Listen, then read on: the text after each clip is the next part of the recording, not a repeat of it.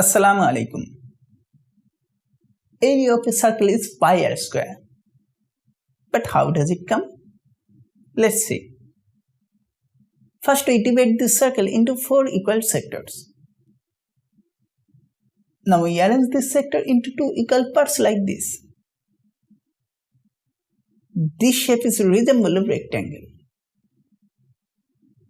Now we divide this circle into 10 equal sectors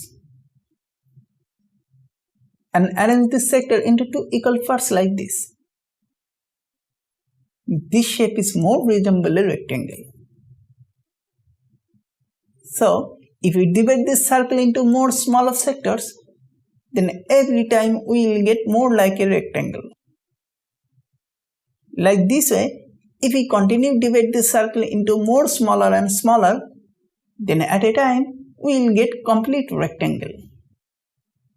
For that, we can say area of a circle equal to area of a rectangle. We know area of a rectangle is length times width.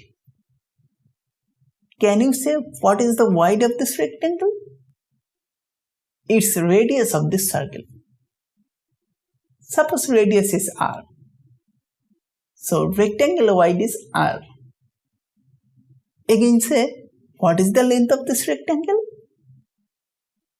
It's half circumference of this circle. We know circumference of a circle is 2 pi r. So length of this circle is pi r. Now we put this value in this equation. We get area of a circle is pi r square. Thank you for watching.